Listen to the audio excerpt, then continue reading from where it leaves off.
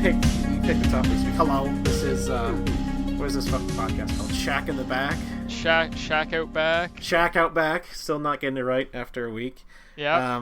Kind of a book club for anything. So last week you chose for me to like read Sweet Home, and we're going to talk about webcomics and stuff. Yep. And let me tell you, like I kind of put it off, and then last 2 days I'm like, oh, I'll download the Webtoons app. Yeah, I've noticed you've been reading a lot. And yeah, I have not slept a lot. I've just been reading. Yeah, I've noticed. You've definitely read a lot more than me since then, because yeah, I kind of gave you the option of doing webcomics and manga, and you more said webcomics. We can talk about manga a little bit, but yeah, I've only read a couple on Sweet Home. Or on Webtoons, my bad. What else have you read besides Sweet Home? Truthfully, not a ton. I mean, Sweet Home I found from Super Eye Patch Wolf. I don't know if that's where you found it, too. Yeah, I think we watched the same video. Yeah. We watched it that was a couple years ago. I wonder if he followed it to the end as well. But Sweet Home from him, and then I found Tales of the Unusual, which is by I believe Sweet Home's by a Korean guy, if I'm correct. Tales of the Unusual is another Korean guy, I believe. And it's like, do you know anything about it? The Tales of the Unusual? No, I never heard of it. It seems like there's a lot of there's a lot of stuff like that. Yeah, what I saw browsing the last few days was a lot of Korean creators. Yeah, I don't know. I noticed that too, because I believe Hive also. That's another one we can. Yeah, I started reading Hive just because it looked interesting, and I couldn't finish it because of what we're going to talk about. But I didn't know about that, so I'm interested to hear you talk about it because you have the app installed. Yeah, I read the first 12 chapters, and I liked it. I like following these sort of webcomics because you can see the art and sort of the mastery improve over a while. And Hive definitely was one of the ones where the art wasn't amazing at the beginning. No. And even after 19 chapters or whatever, it was definitely much improved. Yeah, it's interesting. Some of those comics, like Hive especially, that I believe that just ended not really, really recently, but recently enough. If you've been following that weekly, it's been since 2014. So yeah, that's an investment. Isn't there over 200 chapters? Yeah, there's multiple. I don't know what they split them into, seasons or books or whatever you want to call it, but there's multiple different things that happen in it. But yeah, getting back, Tales of the Unusual is just a little I guess almost Twilight Zone-esque thing. There's each little story usually has between 2 to 6 parts at the longest, and they're just little chapters, so they're just about weird stuff like pots that'll haunt you and different little areas in the world that are weird. It's kind of like SCPs almost in some stories. I read a series like that, just talking about webtoons in general, so we're going to talk about why I went on a reading spree and didn't finish Hive and Sweet Home again, but I read a series called Melvina's Therapy, that's what it was called, and it's from that author, the screenshots I was sending you the last couple days. Oh, yeah. It is on the level of Junji Ito stuff. It is fucking very, very good. Yes, some of the stuff, Webtoons is not my cup of tea, maybe 80% of the stuff on there. I don't, same here. I don't like that anime. I like anime. Romance. But well, I a don't lot of the that popular stuff is tropey. Yeah, a lot of the pop, and not saying that there isn't, because I don't know if you know anything about. You probably don't, but airing anime right now. But The God of High School is on Webtoons, and it got started on Webtoons as a manhwa, I believe, because again, it's by manhwa is just the word for manga in Korea, I believe, in China. Okay. I could be wrong about localization, but it's different from manga a little bit. But The God of High School started on Webtoons, and it just got an original series on Crunchyroll, fully animated. That's awesome. Yeah. So awesome. Stuff like that is mental, and it has looking at counts. Some of these stories are very clearly hitting people 20 million likes on God of High School. That's 40 million likes on My Giant... Okay, stuff like this doesn't interest me. My Giant Nerd Boyfriend. Yeah. Exception. I'm sure those are... Stuff like that. It's definitely got a taste, but... No. Well, do you have the app installed? Do you have an account? On my phone, I believe. Can you get it for, Windows 10 or no? But I do have it installed on my phone, yeah.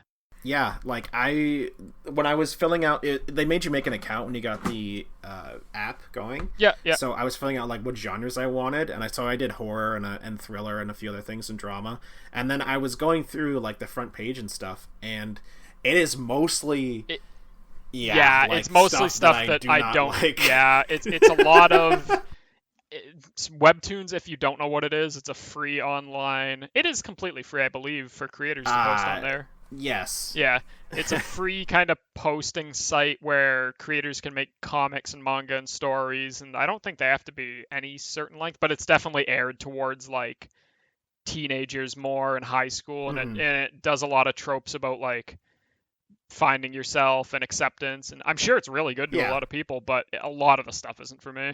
It seems like a lot of even the ones that I did enjoy, like I read a lot of horror ones. I read Witch Creek Road, Malvino's Therapy, Grammary something, a few other ones, and most of them, especially the horror comics that I was reading, dealt with like mental illness and acceptance and a lot of stuff like that. And that interests me as an adult, but it will definitely ring for younger people. Yeah, 100%. Yeah. But as you're saying, a lot of the big stuff, like you can see each week's, a lot of it's like romance, comedy, slice of life, romance, comedy, slice of life, thrillers. The only big thrillers are like, I think the biggest one is Sweet Home. That's like kind of what everyone knows the thriller side of it from. I found it a lot because I read a lot of No Sleep. Yes. And is that still a thing? Yes, and I fucking really? I hate going through No Sleep. I'm not subscribed to it, so every once in a while I'll like go to the page, the subreddit, and then sort by top of the week or the month or whenever I was there last, and I'll read a bunch of the top stories, and a lot of it is like just shit that I hate. It's still a popular subreddit. I'm just looking at top of the week, and the top one has 5K. So for a weekly 5K is quite a lot. I think that when you make a Reddit account, it automatically subscribes you to it. Oh, it's one of the big ones. Like it's one of the ones that they'll promote. Yeah.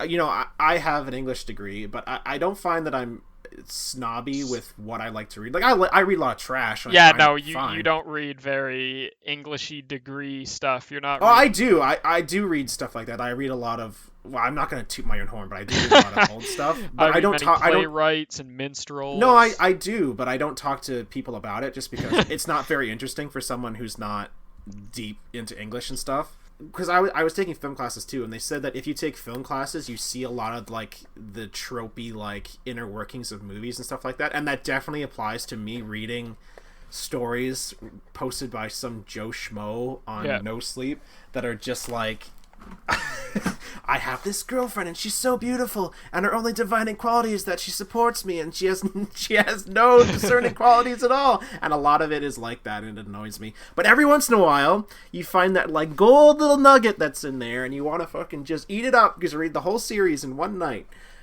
Anyway, getting back to my main point, why I would bring it up with this is that I found it a lot easier to find things that I was interested on Webtoons, especially the app, because it's not only this writing, right? It's a lot to do with the art as well. So I see something, it's like, oh, that's a very cool art style, and I start reading it, and the story's good too. I mean, like, that's great.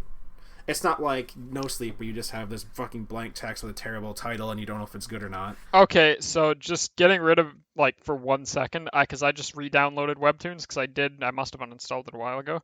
Holy shit, I really see what you're talking about that you want to talk about later on. Yeah, so this is what I want to talk about. Let's talk about it right now, because I wanted to reread Sweet Home. That is really bad. Yeah, I wanted to reread Sweet Home because I had finished it a month ago, and Sweet Home's a story about not giving spoilers or anything, but it's a story about like people trapped in a building like surrounded by monsters, and people are turning into monsters and stuff, and it's like a survival kind of tale.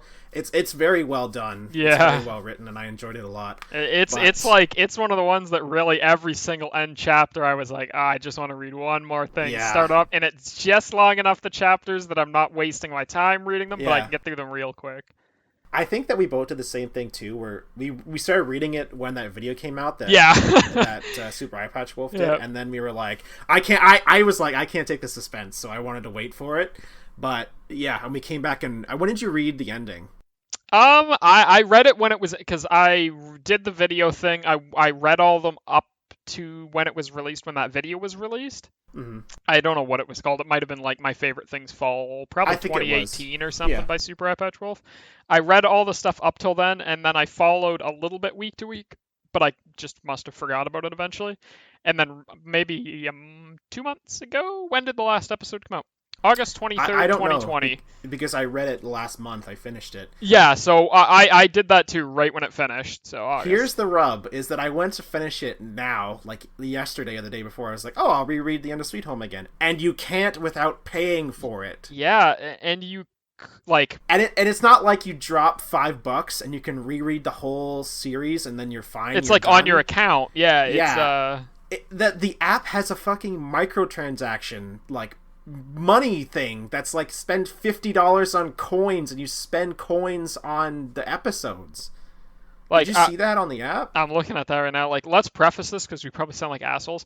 I'm all about paying creators. Like, you have a lot of Patreon. You have a lot. I didn't know. Yeah, I do. Many. I you do a support lot. like I do like 10 or 11 of them, and yeah. I don't spend the same amount of money on every one of them. Usually, I do the lowest tier. Yeah, exactly. But I do believe in supporting creators of things that you enjoy. Like, I support Red Letter Media and some other YouTube people, and then the podcasts that I like, Dungeons and Daddies, I support them on Patreon, because often when you do Patreon, you know this too, that they give you like updates of what they're doing, or they give you extra stuff. It's a real good, well, in some cases, a very good like value for the money you're giving, because it's like a couple bucks a month. Like, who gives a shit? I believe I just have Super iPatch Wolf on my thing. I think it's like $2 a video or something, but it's nice. Like, I've watched his videos for a long time, and I think they're well worth it. And Sweet Home, 100% worth it. I'm pretty sure the dude that wrote it is in deals with Netflix, and I think he already did do something live action-ish. Yeah, I thought I saw a preview of something on YouTube, like it was an animated or something like that. Yeah, but like, this is crazy. Yeah. It's insane. Unlock with daily pass. It's with this and Hive, and I started reading the guy who made Sweet Home's his other series, it's Bastard. Is that what it's called? I started reading that too, and it's good as well. I don't think it's as good as Sweet Home, but the first 12 chapters were good. But I don't want to spend money on microtransactions to read this. Like, there has to be a better way for people to make money doing this. It's crazy. I'm just thinking, like, it's obviously the creator's choice, because Sweet Home, okay, to preface this, Sweet Home wasn't like that. Like, when we read it, it was week to week, completely free. I think you could pay a little bit to read one chapter ahead if you really wanted to with a fast pass system. And that's totally fine. Yeah, if you wanted to, like, it's a choice. I was talking about Melvina's Therapy, and Grimkey Park is by the same author, and he has a Patreon. Yeah. And what he's doing is he's like releasing like 3 episodes behind or whatever, so there'll be 3 episodes that are locked, but when a new one comes out, then it rotates the new episode and you can read that, because you can still kind of read them week to week. It just, you won't be at the highest one. And I'm totally okay with that. That's totally fine. 100%. Like, totally fine. I like, it makes my gut hurt, and like, it makes me not want to recommend something if you can't read it. Like, if you have your website is like an EA fucking game that makes you pay money on fucking for each chapter. Books. Yeah, it's for each chapter, and the chapters aren't long. You could read them in 2 minutes if you scrolled through them. Like, it's just a comic, top-down comic. I think that the people who own this site must have been like, because I wanted to talk about this too, that like when you're reading Sweet Home on some of these other horror series that I was reading, it was like, I'm assuming you've watched videos on Junji Ito's stuff. Oh, like, God, yeah. Okay, they always talk about that Junji Ito's very good at like, oh, you have to turn the page over and you see the monster. Page turn reveal, yeah, he does that a lot. The way this website is set up is very akin to that, where you have to keep scrolling up through all those panels. And you're kind of doing the same thing. And I bet you, like, some motherfucker at the Webtoons headquarters or whatever was like, oh, this is just like, we can hook them with this because we're making an app now, and they fucking just put those microtransactions in to manipulate people. Weird. It's like, terrible. I'm wondering why, because it was free. It was completely free. You could read the whole story 2 months ago, let's say.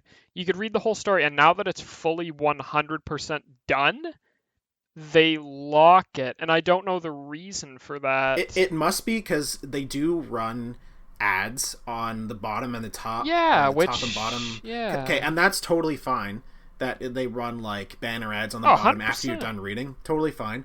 It must be that, Sweet Home's done now, man. Yeah. So it's not getting the traffic that maybe. It was. So what I'm thinking is that now the author, whoever, is like, oh, I'm not getting as much traffic, so let's make the people who are like diehard fans of this, let's make them pay to reread it again.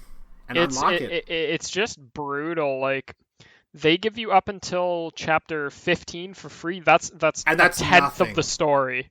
No, that's nothing. It's not even a tenth of the story. There's There's 150 chapters. Yeah, there's like, 141 chapters. It's craziness. It's just, and if you what you said, if you could buy $6, $10, here's the story, $20, here's the story, but it's each individual chapter is a little price locked behind coins that you have to buy in the app. You can't even just link your card directly with it. You have to buy their form of currency. Yeah, I will tell you this too, that very bad business. You're younger than me, so I don't know if you were really into, like, I remember when I was in high school, there was that big, like, webcomic whole sort of thing where people were reading them, and there were like little web comics everywhere. Were you ever aware of this? My brother's like a little bit older than you, so I kind of remember him reading a ton of web comics, but this is the only one that I've really ever done just recently. So I've read a lot. I used to read like series like, do you know what Penny Arcade is? Yeah. Oh yeah, you recommended me a web comic a long time ago. Yeah, a long time ago. So I never read their comics, but a lot of the web comics went along the same lines they did, where they had their own website that they hosted and they would run ads. I read things like, I'm just trying to name off a few, like Awkward Zombie. That's one's still getting updated. That one's really good.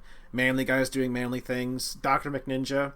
And it was all good stuff. When I was in high school, I loved reading it. Yeah. And it was fine. And what I did afterwards, because what those authors would do, a lot of them, they would put their web comics in a book, and they would sell the book. Yeah, and I have all of the Dr. McNinja books, and I just did this too, where I was reading a series on No Sleep, and the author put up a book of all the stories collected together for like $8 on Amazon. I'm like, fuck yeah, I'll buy that. They're fucking great stories. Yeah, I want to support you. I don't want to spend my money on stupid webtoons coins that you don't own. You do not own them. Like, and I don't really care if you like spend these coins and you get to keep the book on your account or whatever. Yeah. If you can go back and be like, oh, I can reread all of what's it called, Sweet Home now because I spent this money. It just feels so fucking slimy. Yeah, it doesn't feel right. Like, I would buy in a minute if the Sweet Home author partnered with some bookmaking company, but you couldn't. I don't think you could with a book of that type. How would you convert it to normal media? You would have to rearrange every single panel. It would essentially be rewriting it from the ground up and changing like positions of panels. I don't know if you could. I don't think you could. Too. Yeah, I wanted to talk about that too. Is getting back to what I was saying about the Junji Ito thing, where you're scrolling up through all of these panels and stuff. You can't translate that. No, I don't think you could at all. It would be essentially rewriting a story. Like I couldn't even begin to imagine how they would design the book for Sweet Home. Like I don't know how they go about that. It would be and the thing is that those chapters are so long, and they can do whatever they want with the like panel size and stuff like that. So if you had a book that tried to put all those together, it would just be a mess. It would be like two panels for each page, and they would all be different sizes. Yeah, like they use their medium really, really well. Like there's monsters in Sweet Home a lot that's they use their panel, I guess, scrolling differently. There's that dude with the really long arms that they use it really effectively on, that you're scrolling down and you see his arms going down as you scroll. There's a lot of sound effects that go down, and there's a lot of shots, but I don't even think you could translate it into a book properly. And it sucks because the way we experienced Sweet Home was the way to experience it. Yeah. There's no other way that you can have that same sort of feeling. And the same thing with that book I bought with the Reddit post, right? Is when you get that, like I like reading books. I have lots of books. I enjoy sitting with a book and reading it, but it's totally different from sitting in my bed at 4 a.m. Scared shitless, like my eyes burning, reading on my tiny phone about all these fucking fucked up shit that's happening. Right? God, Hive is like that too. My God. It is. And let me just scroll real quick because my God, there's a lot of things. Like, it's ended. It is, I believe, Hive is fully ended as of 2 years ago, a year and a half ago, whatever. It's fully done. So if you were following it week to week, month to month, whatever the upload, I think it was kind of month-ish to month-ish, bi-weekly sometimes. If you were following it 100% free, that's really cool. Follow along with the story, but I'm going back into it, and I know I started it and got a long way through it, but I'm not restarting it. I'm not I can't afford that. There's so No. many chapters, and what are they a chapter? Let's say they're 50 cents. I bet they're more than that, but let's say they're 50 cents. Well, that's how they hide it, right? They That's obfuscate so how much you're. much. They Like, make you buy bundles of coins to obfuscate how much money you're spending. you have to do your own math if you really care to figure out the coin equivalent to Webtoon coins to Canadian dollars, which Yeah. I can't afford that. That's a shit ton. That's a lot of money for a 200 episodes. It sucks too because like I really fucking liked reading those. I really did. Oh, yeah. And I don't want to recommend someone to read them now. 'Cause when they come, like they're like, Jim, you like reading stuff online. I'm like, yeah. And they said, what's one of the best things you read? I would have said Sweet Home, and I said, go read Sweet Home. Yeah. And then they come you to me and they're now. like, you can't without spending like $30 on fucking stupid coins. It's really, really poor. Like, yeah, it's How recent is this? Like, do you have any indication? Okay, so this is what I don't get, because there are complete stories. Like Tales of the Unusual is done. I said right before we were starting, it's on hiatus for about a year and a half now. You can read it all. You can read every single thing.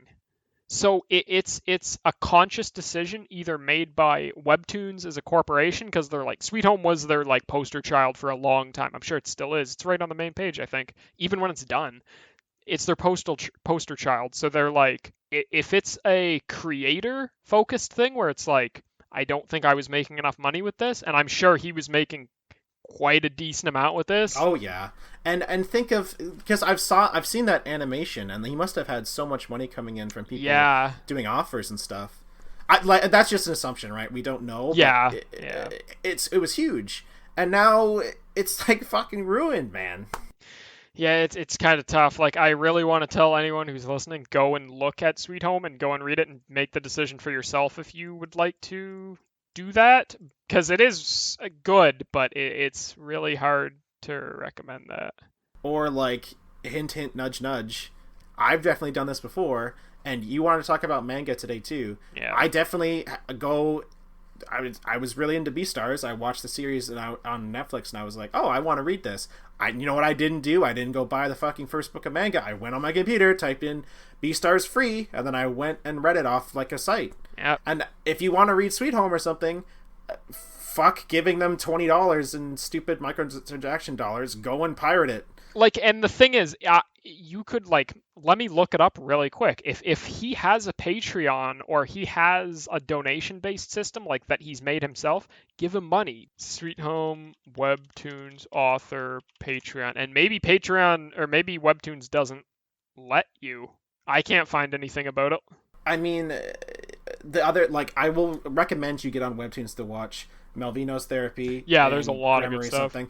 That guy has a Patreon. His stuff is amazing. Like, it's the best art I've seen on Webtoons so far. I really liked another series called Witch Creek Road. Go read that. But definitely don't spend money on their stupid Webtoons coins, bucks. Yeah, it's so frustrating, man. That sucks. That was a long tangent, but getting back I think it's worth to talk about. More and more stuff like that's happening. Oh, yeah. Sorry. Like... Yeah.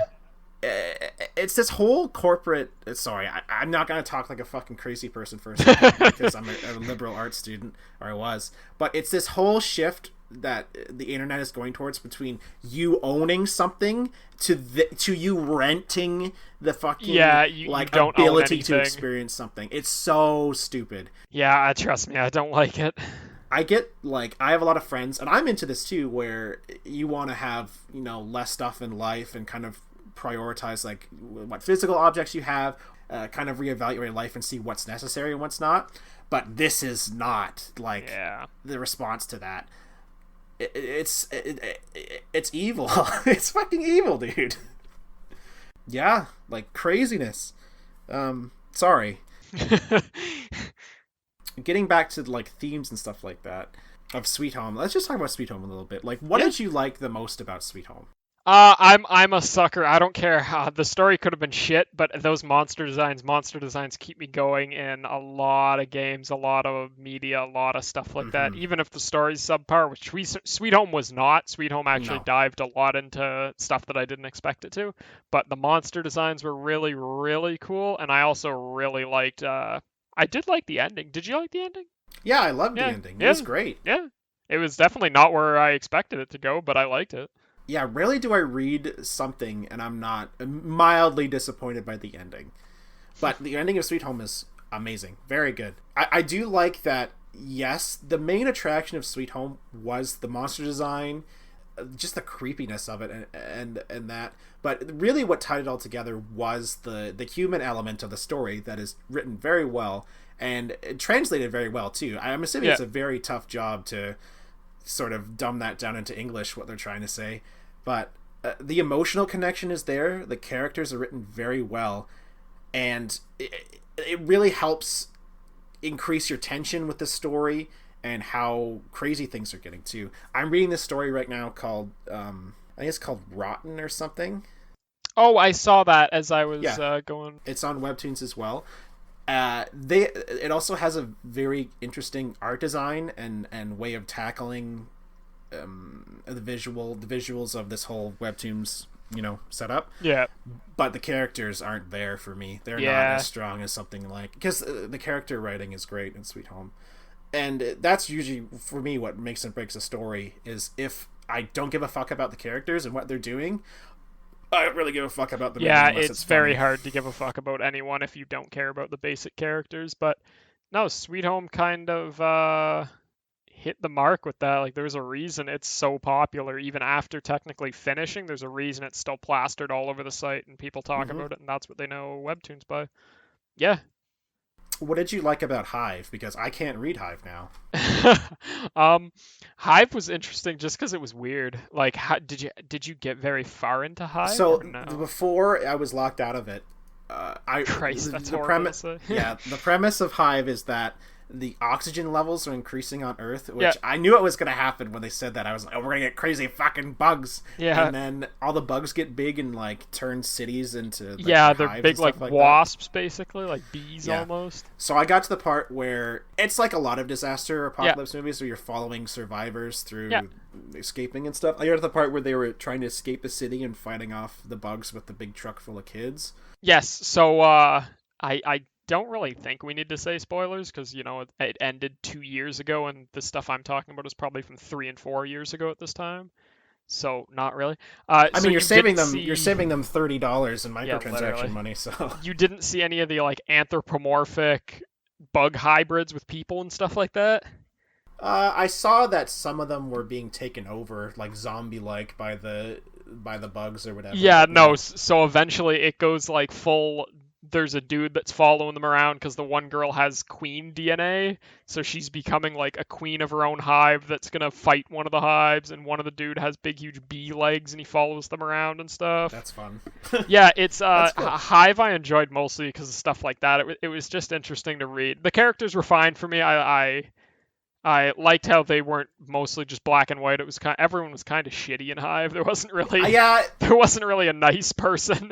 Everyone was kind of like, except for the main dude, everyone was kind of like very self-centered, didn't give a fuck, and was just like, we're to get out of here, and just fucking each other over. Yeah, I liked it. I want you to talk about, if we're kind of moving from Webtoons, I want you to talk about more about Beastars, because you finished Beastars in like a night, 2 nights or something. Beastars isn't finished yet. Oh, no? I think he's only putting out, I think it's going to 200 chapters, and he's at 194.5 right now, so it is ending. But yeah, someone had recommended it to me. I don't know if I watched a YouTube video or something, but I got recommended it, and I started reading the series, and I just didn't stop. Like, you saw me the next day. I started reading at 10 p.m. I didn't finish reading till 2 p.m. Yeah. Remember you saw me that day.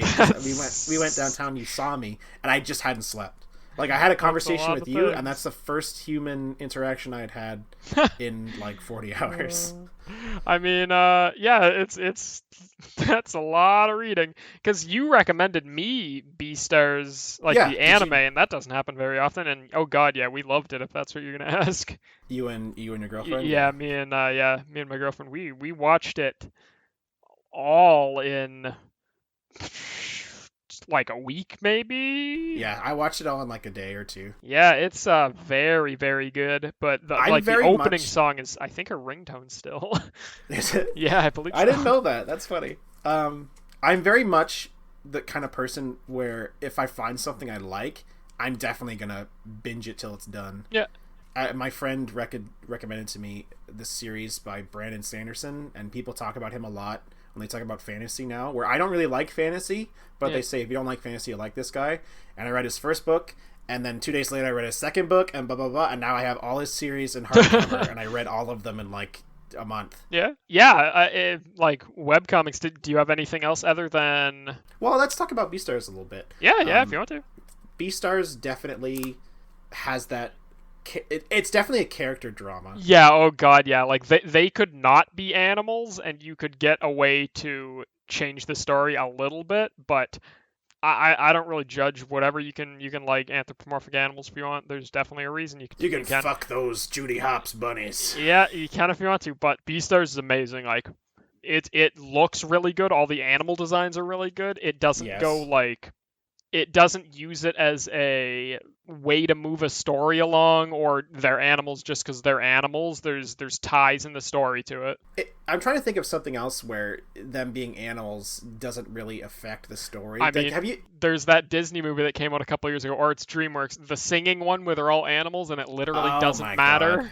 That's not a Disney one. You know what that is? That's Illumination. The same. You're right. I'm sorry, Disney and Sing. That's what it's called. Sing is notorious for they could literally not be animals, and it wouldn't fucking make any difference to the story. I watched this video, and I kind of want to recommend it to you. Yeah, I watched this video, and I want to recommend it to you and to people listening as well. It's called.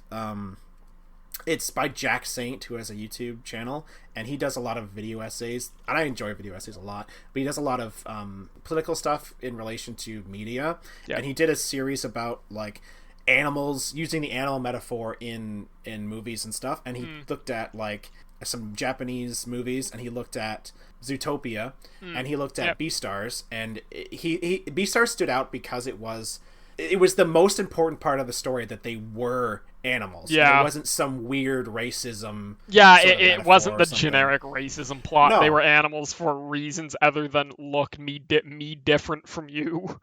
Yeah, all of these stories about, like, most of them are about, like, predators eating, like, other animals and stuff, and that's totally fine. That could be a great reference for a story. But Beastars was the one that kind of really embraced them being animals and this being compulsion, and it wasn't this weird like we're racist because they really didn't want to be, at least for the most part in Beastars. From what I remember, everyone just wanted to be all right with each other. Everyone just wanted to be cool. They all had this like compulsion to do bad shit because they're huge bears talking to fucking goats and trying not to eat them. Like, what stuff did I just watched? Not webcomic or anything, but it just made me think. I just watched an anime on Netflix called BNA, and it's by Trigger. It's called Brand New Animal, and it's same type of thing. It's anthropomorphized people and whatever, but it's not really the whole racist thing either. I forget why they're animals. I think it was like a human DNA thing, but it's good. Go watch that it's only like 8 episodes or something, or 10 episodes. It's quite good. Does it have some of the same like themes as Beastars? It's action. It's fully action. Oh, that'll be interesting. Yeah, like it's fully action. Just go watch BNA. Do you want to talk a little bit about other manga rather? Because Sweet Home had a lot of Sweet Home and a few other stories in webtoons has a lot of like anime-esque, plot setups and character interaction and stuff like that. Yeah. So can I talk a little bit about the manga that I have enjoyed growing up? Yeah, 100%. When I was in elementary school, I really got into Death Note. Yes. You like it too. And the reason why I like it, again, is because of this strong character motivated plot. Yeah. That it's the whole sort of, not the whole sort of reference or outline of Death Note, but the entirety of Death Note relies on this battle of wits between two people, right? Like, there's nothing special about... there's nothing special about him. He doesn't really have plot armor, from what I remember. He's not ultra strong or anything. He's not you could, if you knew he was Kira, you could shoot him and kill him, and he'd be dead. That'd be the end of it. Yeah, but the stakes were there. Yeah, they were so high in every interaction. And I'm sure everyone's heard of Death Note at least. Like, it's one of the big ones. And I think a lot of anime tries to do, or manga, anime, that sort of thing, tries to rely on these huge stakes Yeah. for fights and interactions and stuff like that. But very few that I have really, or that I have looked at, really embrace that. Death Note's one. There's a lot of stuff in anime that's just power creep. It's like the whole first half of whatever X show you're watching is about doing this one villain, getting better and doing it. And then once you do that, there's just randomly someone way stronger than him, and it makes all. Bleach was really bad for that. I don't like that. Bleach had that a lot. I definitely like a story that has an antagonist to it, and then it ends. Like, I like that Beastars is going to end. Yeah, they're not going to find a way to make a prequel, spin-off, anthology book, and they might. A bunch of stuff. They might do that. I wouldn't mind seeing something else in that universe. That would be okay. Yeah, but about I different characters. I don't want to have another 200 chapters of Legoshi and everyone else doing shit. Like, Everyone I'd hanging rather around. explore something else. I guess that's getting back to what we talked about last time, that as I'm getting older, I'm really enjoying these shorter experiences that are very strong more than something that's fucking long as shit. Yeah, it's the same with me in video games. I've noticed I don't have the time, barring Yakuza, I don't have the time to spend 30 hours with a game that I'm only kind of enjoying. If I can spend 10 hours with a game that I know I'll get done and it'll be a package, and when I complete it, I'll be like, it's done. And even if a game's really long, it can be good too. Oh, yeah. Your Persona, you were saying last time. Yeah, I like Persona. And people talk shit about Fallout 4 all the time. But it had that feedback loop of go out, do stuff, come back to base, build things, go out, get stuff, go. And that's really compelling. Some people love that type of stuff. Have you ever heard of how, like, One Punch Man got started? Like, have you ever seen the original art for One Punch Man? I think I've seen a couple panels of it, but it was definitely similar to Sweet Home. I mean, not in the art style, but that some guy was just drawing something. Yeah. And then people flocked to it. Yeah. And just like... and the artwork was not amazing. I think it's got a charm to it, but it definitely wasn't... If you looked at it, you couldn't say it was technically good. It wasn't technically well drawn, but it had a style to it. But that's why Saitama looks like that in the series, right? His like blank face. That's from the... Yeah, it was drawn by... It started 11 years ago now, I believe. Like, it's 2009. Yeah, that's 2009. Crazy. 11 years ago was 2009. But yeah, it was started by... I only know him by one. I'm sure I could find his name, but I've always known him just by one in caps. He was drawing One Punch Man. I believe it was just called One Punch Man. And then he partnered up with another anime like giant that draws a lot of manga and that's amazing at it, called Yusuke Murata. And Yusuke Murata's done a lot of stuff. He's done a lot of good shit, but he partnered with Yusuke Murata because the story was there and the art wasn't there. And after that, I mean, it's still going on and it's still immensely popular. And is the manga it's still going. I still buy them. I think it's on volume 21 or something, and I buy them every time they come out. So I buy a lot of manga. I have all the JoJonium hardcovers. I buy all the Uzumaki's, or I'll buy all the stuff by Junji Ito. I do that too, as you got me into it. Yeah, so I still need to get Venus in the Blind Spot. It came out, and I just have continuously been not buying it for some reason. I don't know why. Are there any other series that you're really into right now? I mean, we talked about webcomics, but we can just recommend some other comics. Yeah, if you want to talk just not even comics, books, I'm reading the Annihilation series. I think it's called the Southern Reach trilogy. It's the Annihilation movie. That's the books the Annihilation movie is based on. Cool. Yeah, I'm very close to finishing it. I kind of want to do an episode on this, but what was that book about dogs you were reading that was fucking crazy? Oh, the talking dogs? Yeah.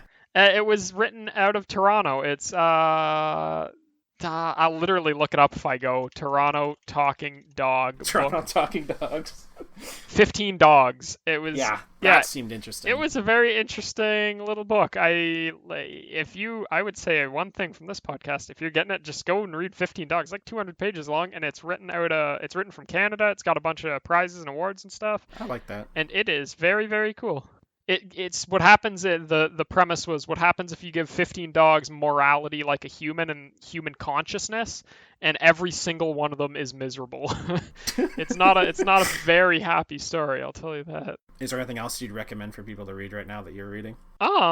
I'm enjoying the Southern Reach trilogy a ton, but I really could see why you wouldn't like it. It's really, it's not standard sci-fi. It's not like the movie at all. There's not bombastic monsters, and stuff's mostly left to your imagination, and that's where the creepiness factor comes in.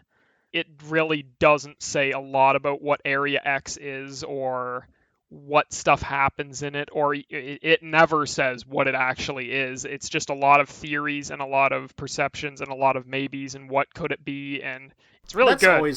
That's always more scary. Yeah, Left up to your it's very eerie. Like it's unsettling, a lot of the descriptions it gives. Do you want to recommend anything else right now? No, I'm okay. Are you reading anything? Yeah, I'm reading right now. I'm rereading some Brandon Sanderson books. As I talked to him about that just a little bit ago. His new book's coming out next month, which should be good. Definitely read Junji Ito because I had a compulsion to read his stuff after I read this stuff. But yeah, definitely go on Webtoons and don't buy their money, but read Witch Creek Road, Malvina's Therapy. That was the best story I've read so far. And Gremory Park or Gremory something. It's Gremory something. Gremory something. So getting into the next episode, because I think it's my pick next time. Yes, please pick this. Gremory Land. What I want you to do, and what I want people to do at home if they're listening to, is I'm going to send you some links for some no sleep stories, and I know you're gonna groan about that, but I want to send you the best ones. So the ones I'm going to send you are The Whistlers and How to Survive Camping. Those are the two best series I've read on there. Okay. And you don't have to finish them, but I want you to kind of read them and maybe poke around No Sleep a bit. Yeah. And I want to continue the story about kind of horror stuff. I want to talk a little bit more about horror stuff and the elements and stuff like that, if you don't mind, for next time. Yeah, good with me. Do you want to do next time will be mostly Reddit No Sleep stories, horror stories, total? Definitely read The Whistlers and the all the updates, or not all the updates. You can read however much you want of How to Survive Camping. I shall do. I'll have a lot of time to do that tomorrow. So anything else you want to talk about before we sign off here, Daniel, on the Shack Out Back podcast? No, I think I'm good. I feel like we had a lot of fun last week talking about like just games that we liked, and this week was a lot more like serious because I was mad about the thing. The Webtoons things pissed me off the no end. Like I didn't know that was happening. That's really annoying, especially because the app is fronted by like a lot of young adults and stuff. Read that. Like I could see you wouldn't have money. Like you don't have money to spend on that. And you've heard all those stories of kids, like these stupid stories about kids like getting their parents' credit card. Oh God, yeah, you could spend $1,000 in a second. $8 of V-Bucks or whatever. But definitely, if kids, the site does skew young. If kids are reading these stories, really liking them, really connecting with the characters, and then they want to go back and reread it, and it's all locked down. That's fucked, in my opinion. That if some young person can take solace from that, and then you just lock it away behind a paywall. Yeah, very shitty. I'm up for paying creators. I'm up for all that, but that's fucked up. Very shitty, but I think that's it for today at the Shack. Let's shut that door on us again, Dan. Good night, darling. Goodbye, Jim. Bye-bye. Good night, Dan. Good night, everybody. Goodbye, friends. Out here's like 6 more goodbyes from us. Bye, guys. See ya.